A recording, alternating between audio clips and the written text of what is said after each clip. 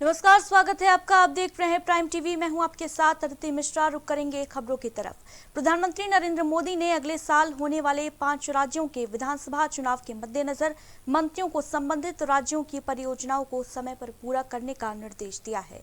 उन्होंने खास तौर पर उत्तर प्रदेश में पूरी ताकत झोंकने का साफ संदेश दिया है। प्रधानमंत्री कार्यालय के सूत्रों के मुताबिक पीएम ने इसी हफ्ते चुनावी राज्यों से जुड़ी परियोजनाओं की समीक्षा के बाद इस आशय का निर्देश जारी किया। प्रधानमंत्री अगले महीने एक बार फिर से चुनावी राज्यों से जुड़ी परियोजनाओं की प्रगति की समीक्षा करेंगे। वहीं पश्चिमी उत्तर प्रदेश में सियासी नुकसान की आशंकाओं के बीच प्रधानमंत्री मोदी 14 अगस्त को जाट राजा महेंद्र प्रताप सिंह राज्य विश्वविद्यालय का शिलान्यास करेंगे और अगले साल की शुरुआत में उत्तर प्रदेश, उत्तराखंड, गोवा, पंजाब और मणिपुर में विधानसभा चुनाव होने वाले हैं। इन राज्यों में से पीएम का मुख्य फोकस उत्तर प्रदेश होगा। दरअसल कृषि कानून के खिलाफ जारी आंदोलन में जाट बिरादरी की अग्रणी भूमिका की वजह से भारतीय जनता पार्टी के लिए पश्चिम उत्तर प्रदेश में असहज स्थिति है।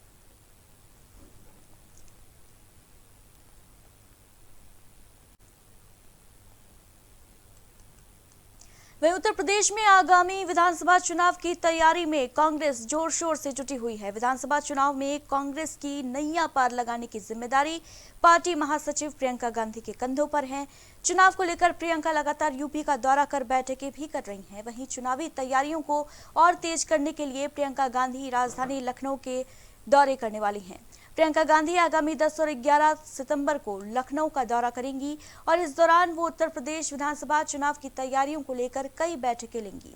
प्रियंका चुनाव की रणनीति पर चर्चा करने के लिए पार्टी की राज्य चुनाव समिति और सलाहकार समिति के साथ बैठक करेंगी। वहीं कांग्रेस की उत्तर प्रदेश प्रभारी प्रियंका अपनी 2 दिवसीय लखनऊ प्रवास के दौरान चुनावी रणनीति, संगठन की स्थिति, संभावित उम्मीदवारों के नाम और कई अन्य मुद्दों पर वरिष्ठ नेताओं के साथ चर्चा करेंगी। आपको बताते चलें कि उत्तर प्रदेश में अगले साल फरवरी-मार्च में विधानसभा चुनाव होना है।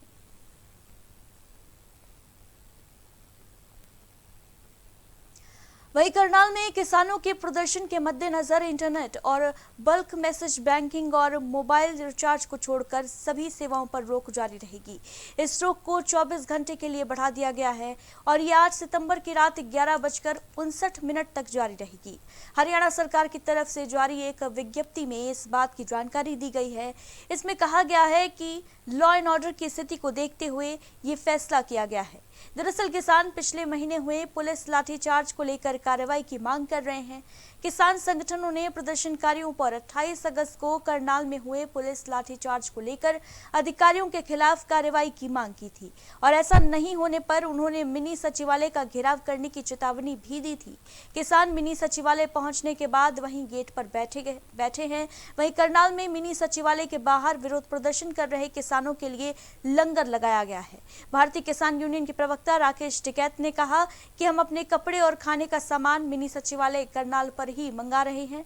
आराम से बात करेंगे इनसे और जब तक न्याय नहीं होगा तब तक रुकेंगे नहीं।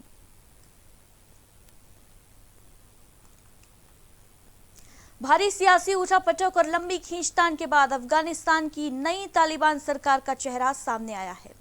बंदूक के जोर पर काबुल की सत्ता पर काबिज हुए तालिबान के हार्डकोर हथियारबंद तालिबानी नेताओं के साथ अपनी नई सरकार का ऐलान किया है। इस सरकार में मुल्ला मोहम्मद हसन अखुंद प्रधानमंत्री होंगे। वहीं उप प्रधानमंत्री के तौर पर मुल्ला अब्दुल गनी बरादर के नाम की घोषणा की गई है। तालिबान प्रवक्ता जबीउल्लाह मुजाहिद ने एक संवाददाता सम्मेलन में नई अंतरिम सरकार के चेहरे का ऐलान किया है। उन्होंने बताया कि तालिबान के संस्थापक अमीर मुल्ला उमर के बेटे और सैन्य अभियानों के प्रमुख मुल्ला मोहम्मद याकूब मुजाहिद को अंतरिम रक्षा मंत्री नियुक्त किया गया है।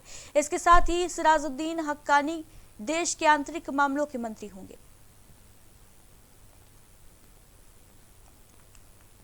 वहीं देश में कोरोना की तीसरी लहर की आशंका तो काफी पहले से ही जताई जा रही थी, लेकिन अब महाराष्ट्र से जो खबरें आ रही हैं वो सबकी चिंता बढ़ा रही हैं।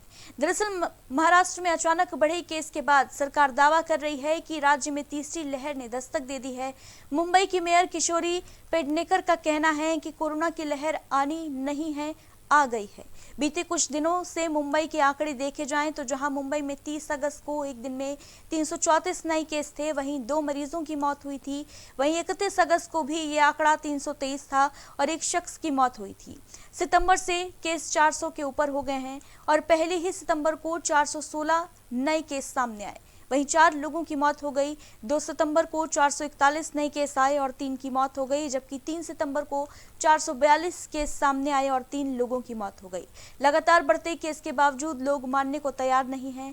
शहर के अलग अलग बाजारों में लोगों की भीड़ देखकर लगता ही नहीं कि मुंबई के लोगों में कोरोना का कोई खौफ है। मुंबई ही नहीं, महाराष्ट्र के आंकड़े तो इससे भी ज्यादा भयावह हैं।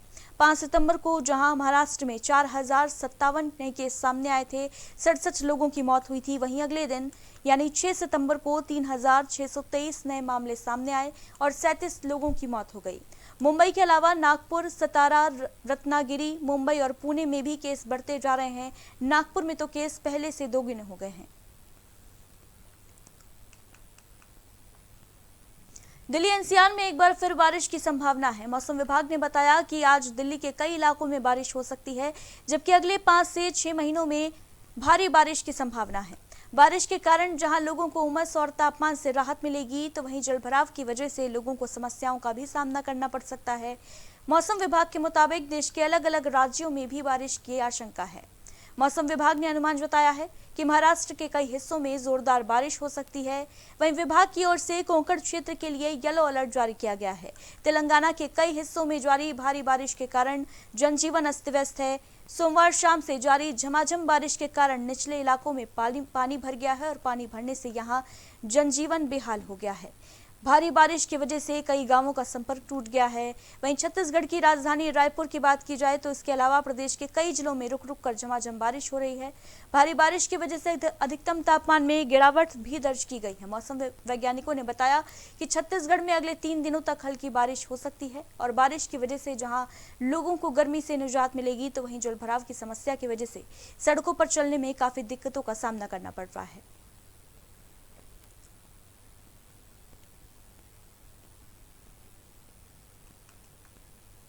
अजहरुद्दीन ओवैसी ने अपने 3 दिवसीय यूपी दौरे की शुरुआत अयोध्या में प्रेस कॉन्फ्रेंस के जरिए की।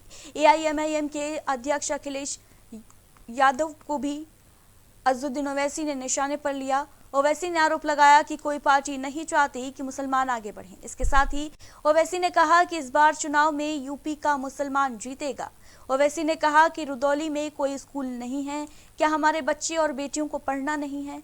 अफगानिस्तान की बेटियों की फिक्र, रुदौली की बेटियों की पढ़ाई की फिक्र नहीं। ओवैसी ने इस दौरान कहा कि 60 साल से सबको जिता रहे हैं, अब उत्तर प्रदेश का मुसलमान जीतेगा। प्राइमरी हेल्थ केयर सेंटर है, 5 कम्युनिटी हेल्थ सेंटर है, कोई सब डिविजनल हॉस्पिटल नहीं है, 4 डिस्ट्रिक्ट हॉस्पिटल है। तो योगी आदित्यनाथ की सरकार बनने के बाद कितने आपने खोले बताओ? कितने आपने खोले बताओ? जब आप जवाब दे रहे हैं तो सच्चाई पर मुबन्नी होगा। आपको मालूम कि रुदौली में ये जिला अयोध्या का है, यहां पर कितने बच्चे 5 साल की कम उम्र के, जब 5 साल के होते हैं तो स्टंटेड कितने होते, कमजोर कितने होते? 50%। बाबा से जाकर पूछिए, महाराज से, तो बोलेंगे ये फिरका परस्ती की बात कर रहा है। वैसी मैं चैलेंज से कह रहा हूं कि 50% 5 साल के कम उम्र के बच्चे स्टंटेड है अयोध्या डिस्ट्रिक्ट में। कौन सी हुक्मरानी थी? दीपावली के मौके पर इस साल भगवान श्री राम की नगरी अयोध्या में होने वाला दीपोत्सव बेहद खास होने वाला है। इस दीपोत्सव समारोह को अंतर्राष्ट्रीय स्तर तक ले जाने के लिए मुख्यमंत्री योगी आदित्यनाथ ने पर्यटन, संस्कृति और अयोध्या विकास प्राधिकरण को कई बड़ी जिम्मेदारियां सौंपी है। कहा जा रहा है कि इस बार के दीपोत्सव में प्रधानमंत्री नरेंद्र मोदी भी शामिल हो सकते हैं। तो वहीं इस समारोह को बेहद खास बनाने के लिए तमाम कोशिशें की जा रही हैं। इस दीपोत्सव समारोह में बॉलीवुड की एंट्री भी हो सकती है। माना जा रहा है कि इस बार दीपोत्सव 7 से 10 दिन तक चल सकता है। इस साल होने वाला 5वां दीपोत्सव बेहद खास हो सकता है।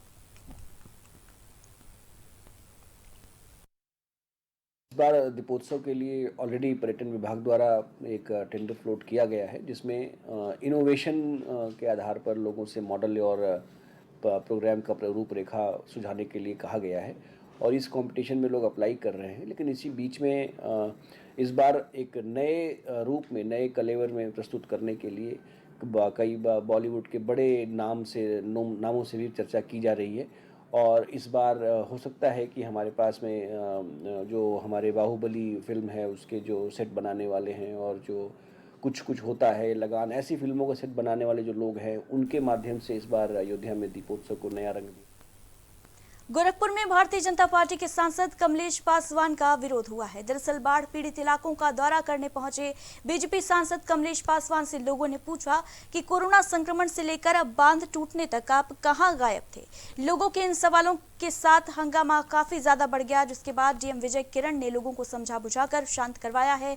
वहीं मौके पर कमलेश पासवान ने कहा कि बाढ़ से पीड़ित किसी भी परिवार को किसी भी प्रकार की कोई परेशानी नहीं होने दी जाएगी। अगर किसी भी परिवार को परेशानी होती है तो हमें जरूर बताएं, उसका समाधान किया जाएगा।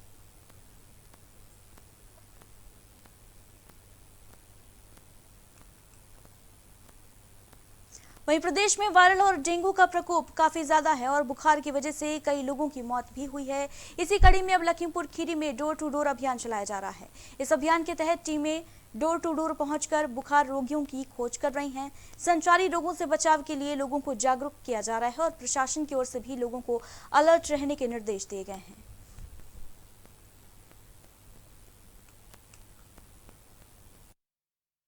कई स्थानों पर बुखार के बहुत बहुतायत केस पाए गए हैं। इसमें कुछ संचारी रोग हैं और कुछ हमारे नियमित हैं। संचारी रोगों के बचाव के लिए जनपद में विभिन्न प्रयास किए गए हैं। इसके लिए जनपदों के हॉस्पिटल को सैनिटाइज किया गया है। हर गांव, हर शहर, हर मोहल्ले में हमारा एंटी लार्वा स्प्रे कराया जा रहा है। साफ सफाई की व्यवस्था की जा रही है। हॉस्पिटल में दवाइयों की व्यवस्था की पर्याप्त सुनिश्चितता कर ली गई है तथा हॉस्पिटल्स में भी उनके डायग्नोस्टिक किट उपलब्ध करा दिए गए हैं। हमारे जनपद लखीमपुर में अभी तक हम 5500 तालाबों में गेम्बूसिया डलवा चुके हैं, जिसके कारण से विगत अन्य वर्षों के कंपैरिजन में यदि हम इस वर्ष देखें तो बहुत ही कम मात्रा में मलेरिया के केस पाए गए हैं। इसके अतिरिक्त जगह या जहाँ कहीं भी आप लोगों से भी हमने पूछा है, जहाँ कहीं से भी हमको सूचना प्राप्त होगी, हम युद्ध स्तर पर उस पर कार्रवाई करके उसके कंट्रोल पाने का प्रयास करेंगे। उत्तर प्रदेश सरकार की ओर से राष्ट्रीय पोषण माह का शुभारंभ हो चुका है, जिसमें 1 सितंबर से 30 सितंबर तक प्रति सप्ताह गतिविधियों का आयोजन कर अलग अलग थीम के आधार पर किया जाना है। कार्यक्रम में पोषण से संबंधित विभिन्न जानकारियों को साझा किया जाएगा। डीएम और मुख्य विकास अधिकारी ने 4 बच्चों का अन्नप्राशन किया। वहीं मौजूद जन समुदाय और रैली के माध्यम से सभी लोगों को कुपोषण मिटाने के लिए जागरूक किया गया। बुलंदशहर में अवैध शस्त्र फैक्ट्री का पुलिस ने भांडाफोड़ किया। 5 शातिर बदमाशों को गिरफ्तार कर पुलिस ने फैक्ट्री को सील किया है। इस दौरान एक बदमाश पुलिस के चंगुल से भागने में कामयाब रहा। पुलिस का कहना है कि फरार आरोपी को जल्द ही गिरफ्तार किया जाएगा। फिलहाल पकड़े गए बदमाशों के पास से पुलिस ने तमंचे और अवैध शस्त्र बनाने के उपकरण बरामद किए हैं।